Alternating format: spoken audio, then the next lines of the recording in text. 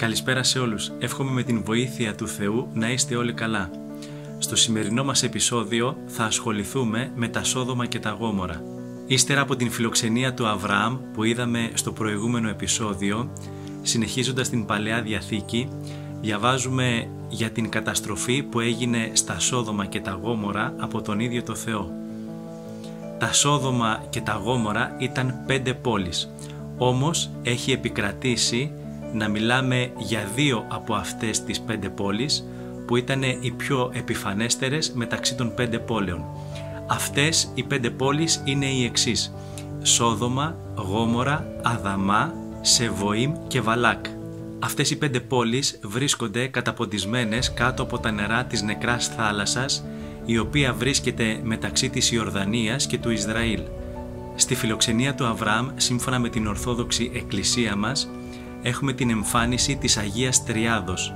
Έχουμε την εμφάνιση των 3 προσώπων της Αγίας Τριάδος στον Αβραάμ και όπως εικονίζεται και στην σχετική αγιογραφία της Εκκλησίας μας, δηλαδή του ίδιου του Θεού. Ο Άγιος Αυγουστίνος κάνει μία παρατήρηση και λέει ότι ο Αβραάμ, ενώ δέχεται και τα 3 πρόσωπα της Αγίας Τριάδος, όμως δεν προσφωνεί στον πληθυντικό αριθμό αλλά στον ενικό αριθμό, λέγοντας τη λέξη Κύριε, διότι και τα 3 πρόσωπα της Αγίας Τριάδος είναι ομοούσια. Αυτό γιατί το αναφέραμε? Διότι διαβάζοντας την Παλαιά Διαθήκη, μετά την φιλοξενία του Αβραάμ, βλέπουμε ότι ο Θεός θα πήγαινε να καταστρέψει τα Σόδομα και τα Γόμορα. Όμως, διαβάζοντας το αρχαίο κείμενο της Παλαιάς Διαθήκης, βλέπουμε τα εξής: Είπεν ο Κύριος. Προσέξτε, είπεν ο Κύριος. Δεν έχουμε πληθυντικό αριθμό, αλλά ενικό αριθμό. Ενώ όπως είδαμε, στην φιλοξενία έχουμε 3 πρόσωπα. Όμως, τα 3 αυτά πρόσωπα είναι ο ίδιος ο Θεός. Έτσι λοιπόν λέει το αρχαίο κείμενο: είπεν ο Κύριος ότι δεν θα κρύψω από τον δούλο μου τον Αβραάμ το τι πρόκειται να κάνω. Ο Αβραάμ θα γίνει ένα δυνατό και μεγάλο έθνος και μέσω αυτού θα ευλογηθούν όλα τα έθνη της γης. Διότι γνωρίζω ότι θα καθοδηγήσει σωστά τους απογόνους του και θα πορευθούν σύμφωνα με το θέλημα του Θεού. Συνεχίζοντας, ο Θεός λέει τα εξής: η κραυγή των Σοδόμων και των Γομόρων είναι πολύ μεγάλη και η αμαρτία τους είναι πολύ βαριά. Θέλω να κατέβω να δω εάν οι πράξεις τους είναι σύμφωνες με την εναντίον τους κραυγή που φτάνει προς τα εμένα. Συνεχίζοντας, το κείμενο της Παλαιάς Διαθήκης μας λέει ότι αναχώρησαν από εκεί οι άνδρες, εννοώντας τους αγγέλους που ήταν μαζί με τον Αβραάμ, και πήγαν στα Σόδομα και τα Γόμορα. Όμως ο Αβραάμ έστεκε ενώπιον του Κυρίου. Πώς είναι δυνατόν, ενώ ο Θεός είπε στον Αβραάμ ότι θα πάει να καταστρέψει τα Σόδομα και τα Γόμορα, ο ίδιος ο Θεός να παραμένει με τον Αβραάμ? Αυτό μπορεί να μας το εξηγήσει πάρα πολύ καλά το βιβλίο του μακαριστού Νικολάου Σωτηρόπουλου, το οποίο ονομάζεται Αντιχιλιαστικό Εχειρίδιο. Στη σελίδα 35 του βιβλίου αυτού μας εξηγεί πολύ καλά για την Αγία Τριάδα και το ότι ο Θεός είναι ο ίδιος. Ναι μεν 3 πρόσωπα, αλλά όμως έχουμε έναν Θεό. Σε αυτό το βιβλίο θα δείτε πάρα πολύ καλά με τα επιχειρήματα τα οποία έχει ο Σωτηρόπουλος για το θέμα της Αγίας Τριάδος. Και γι' αυτό στο σημείο αυτό και στην φιλοξενία του Αβραάμ αλλά και στην καταστροφή των Σοδόμων και των Γομόρων θα δούμε ότι έχουμε μία εναλλαγή μεταξύ στο πρόσωπο στο οποίο απευθύνεται και ο Αβραάμ αλλά και ο Λότ. Έχουμε εναλλαγή και σε ενικό αλλά και σε πληθυντικό πρόσωπο. Το βιβλίο αυτό λοιπόν του Νικολάου Σωτηρόπουλου, το οποίο αναλύει και την Καινή αλλά και την Παλαιά Διαθήκη, είναι ένα πολύ καλό βοήθημα για όλους εσάς οι οποίοι θέλετε μία μεγαλύτερη εξήγηση και ανάλυση το τι ακριβώς γίνεται στην Παλαιά Διαθήκη, αλλά και ένα βοήθημα για όλους εμάς τους χριστιανούς, ώστε να μην πέφτουμε στις πλάνες και να παραμένουμε στην ορθόδοξη πίστη μας. Ο Αβραάμ τότε πλησίασε το Θεό και του έκανε κάποιες ερωτήσεις. Θα καταστρέψεις τον δίκαιο, εννοώντας τον ανιψιό του τον Λότ, μαζί με τους ασεβείς? Θα βρεθεί ο δίκαιος στην ίδια θέση με τον ασεβή? Δεν μπορεί εσύ να κάνεις τέτοιο πράγμα, δεν γίνεται. Ο κριτής όλης της γης δεν θα ενεργήσεις δίκαια? Αν βρίσκονται 50 δίκαιοι στην πόλη, θα τους καταστρέψεις? Τότε ο Κύριος του είπε: «Εάν βρίσκονται στην πόλη Σόδομα 50 δίκαιοι, τότε θα τους ευσπλαχνιστώ και για χάρη τους δεν θα καταστρέψω τον τόπο». Τότε ο Αβραάμ συνεχίζει και ρωτάει: «Εάν είναι 45 οι δίκαιοι, θα καταστρέψεις την περιοχή?» Τότε ο Θεός του απαντά ότι εάν είναι 45, προς χάρη των 45, δεν θα καταστρέψω την περιοχή των Σοδόμων και των Γομόρων. Λέει ο Αβραάμ, εάν είναι 40, λέει ο Θεός ότι ακόμα και 40 να είναι, πάλι δεν θα την καταστρέψω. Τότε συνεχίζει ο Αβραάμ και ρωτάει, εάν είναι 30 οι δίκαιοι, και του απαντάει ο Θεός ότι ακόμα και να είναι 30, προς χάρη των 30, δεν θα καταστρέψω την περιοχή. Τότε ο Αβραάμ ρωτάει, εάν βρεθούν εκεί 20, και του απαντάει ο Θεός ότι ακόμα και 20 να βρεθούν, προς χάριν αυτών των 20 δεν θα καταστρέψω τη γη. Τότε λέει ο Αβραάμ στο Θεό, μην οργιστείς Κύριε, που θα μιλήσω ακόμα για μία φορά. Εάν εκεί βρεθούν 10 δίκαιοι, και του λέει ο Θεός ότι αν βρεθούν 10 δίκαιοι, προς χάριν αυτών των 10 δεν θα καταστρέψω την περιοχή. Εν τω μεταξύ οι δύο άγγελοι έφτασαν το απόγευμα στα Σόδομα. Τότε εκεί στην πύλη των Σοδόμων καθόταν ο Λότ και σηκώθηκε να του συναντήσει και προσκύνησε σκύβοντας το πρόσωπό του μέχρι τη γη και τους είπε τα εξής: «Κύριοι, ελάτε στο σπίτι του δούλου σας να περάσετε τη νύχτα και να πλύνετε τα πόδια σας και όταν το πρωί σηκωθείτε μπορείτε να συνεχίσετε την πορεία σας». Εκείνοι όμως του είπαν ότι δεν θα έρθουμε, θα περάσουμε τη νύχτα μας στην πλατεία της πόλεως. Ο Λότ όμως τους πίεσε και εκείνοι τον ακολούθησαν και πήγαν στο σπίτι του, όπου τους φιλοξένησε και τους ετοίμασε φαγητό για να φάνε.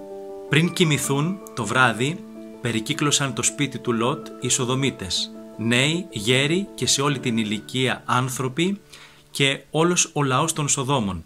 Περικύκλωσε το σπίτι του Λότ και φώναζαν στον Λότ, «Πού είναι αυτοί οι άνδρες που φιλοξενεί στο σπίτι σου?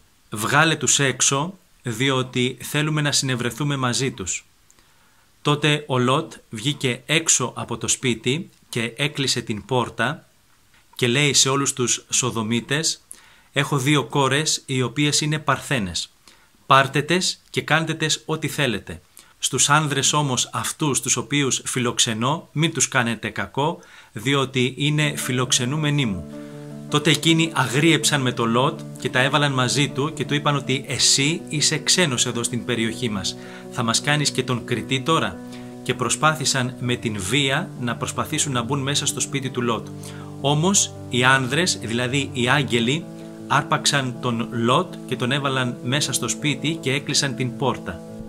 Τότε οι άγγελοι τους ανθρώπους που βρίσκονταν κοντά στην πόρτα του σπιτιού τους τύφλωσαν από τον μικρότερο μέχρι τον μεγαλύτερο και εκείνοι κουράστηκαν μη μπορώντας να βρουν το που βρίσκεται η πόρτα. Στη συνέχεια οι άγγελοι ρώτησαν τον Λότ τα εξής: «Αν έχεις παιδιά, κόρες, γαμπρούς ή κάποιον άλλον συγγενή, πάρ' τους από εδώ και φύγετε μακριά για να σωθείτε». Τότε ο Λότ έφυγε και πήγε στους γαμπρούς του και τους είπε ότι να φύγετε διότι η πόλη θα καταστραφεί. Όμως εκείνοι δεν τον πήραν στα σοβαρά τον Λότ, διότι πίστευαν ότι ο Λότ αστειευόταν. Όταν ξημέρωσε, οι άγγελοι είπαν στον Λότ: «Πάρε τη γυναίκα σου και τις κόρες σου και φύγε από εδώ για να μην χαθείς και εσύ. Φύγε για να σώσεις τη ζωή σου. Μην κοιτάξεις καθόλου πίσω και μη σταματήσεις στην κοιλάδα και τρέξε στο όρος για να σωθείς». Ο Λότ όμως είπε σε αυτούς ότι δεν θα προλάβω να φτάσω στο όρος που μου υποδείξατε και αν είναι δυνατόν να πάω εδώ σε αυτή την μικρή πόλη που είναι κοντά μου για να σωθώ. Τότε λέει ο Κύριος στον Λότ: «Άκουσα το λόγο σου και δεν θα καταστρέψω την πόλη που μου ανέφερες. Πήγαινε γρήγορα σε αυτή την πόλη να σωθείς και μέχρι να φτάσεις εκεί εγώ δεν θα κάνω τίποτα». Όταν ο Λότ έφτασε στην πόλη αυτή, τότε ο Κύριος έβρεξε στα Σόδομα και στα Γόμορα θιάφη και φωτιά και κατέστρεψε και αυτές τις 2 πόλεις και τα περίχωρα των πόλεων αυτών και τους κατοίκους αλλά και τη βλάστηση της γης. Η πόλη αυτή που κατέφυγε ο Λότ ονομάστηκε Σιγόρ, που σημαίνει μικρή, ενώ πριν ονομαζόταν Βαλάκ, που σημαίνει καταστροφή. Φεύγοντας όμως από εκεί και ενώ ο Κύριος κατέστρεφε τα Σόδομα και τα Γόμορα και τα περίχωρα αυτών, η γυναίκα του Λότ κοίταξε προς τα πίσω και αμέσως έγινε στήλη του άλατος. Για ποιο λόγο όμως ο Θεός κατέστρεψε τα Σόδομα και τα Γόμορα? Ποιο ήταν το μεγάλο τους αμάρτημα, όπου οι κραυγές τους έφταναν επάνω στον ουρανό? Σύμφωνα με τον προφήτη Ιεζεκιήλ, στο 16ο κεφάλαιο, βλέπουμε ότι το αμάρτημα αυτό ήταν η υπερηφανία. Η υπερηφανία, η καύχηση, το θράσος και η αλαζονία των ανθρώπων. Οι άνθρωποι ήταν αλαζόνες, καφιόντουσαν για αυτά τα οποία έκαναν. Έκαναν αμαρτίες, όχι κρυφά, αλλά φανερά, με αφθάδεια και αναισχυντία χωρίς φόβο. Ο Μέγας Βασίλειος σχολιάζει και μας λέει ότι διαφήμιζαν την αμαρτία τους παντού και χαιρόντουσαν για όλα αυτά τα οποία έκαναν. Η ρίζα της αμαρτίας τους αυτής είναι η αλαζονία. Δεν ήταν μόνο ότι αμάρταναν, αλλά καφιόντουσαν για την αμαρτία τους. Διαβάζουμε στην Παλαιά Διαθήκη, στις παροιμίες του Σολομώντα, ότι πριν από την συντριβή υπάρχει η αλαζονία και η υπερηφάνεια. Ο Θεός είναι ενάντια στους υπερήφανους, ενώ στους ταπεινούς τους προστατεύει και δίνει τη χάρη του και την ευλογία του. Ο Λότ έφυγε από την πόλη της Σιγόρ γιατί φοβήθηκε να μείνει άλλο εκεί και πήγε πάνω στο όρος, όπου έμεινε μέσα σε μία σπηλιά μαζί με τις δύο κόρες του. Οι κόρες του Λότ, βλέποντας την καταστροφή που έγινε στα Σόδομα και τα Γόμορα, πίστεψαν ότι αυτή η καταστροφή έγινε σε όλη τη γη. Και τότε είπε η μεγαλύτερη στην μικρότερη αδερφή: «Ο πατέρας μας είναι μεγάλος και δεν υπάρχει άνθρωπος άλλος επάνω στη γη. Καλόν είναι να τον μεθύσουμε και να κοιμηθούμε μαζί του και να αποκτήσουμε παιδιά». Έτσι και έκαναν. Το πρώτο βράδυ τον μέθησαν και κοιμήθηκε μαζί του η μεγαλύτερη αδερφή. Ο Λότ, επειδή ήταν μεθυσμένος, δεν κατάλαβε τίποτα. Έτσι έγινε και το δεύτερο βράδυ. Τον μέθησαν και κοιμήθηκε το δεύτερο βράδυ μαζί του η μικρότερη αδερφή. Όμως και πάλι ο Λότ, επειδή ήταν μεθυσμένος, πάλι δεν κατάλαβε τίποτα. Η μεγαλύτερη κόρη γέννησε έναν γιο που τον ονόμασε Μωάβ, που σημαίνει «είναι παιδί από τον πατέρα μου».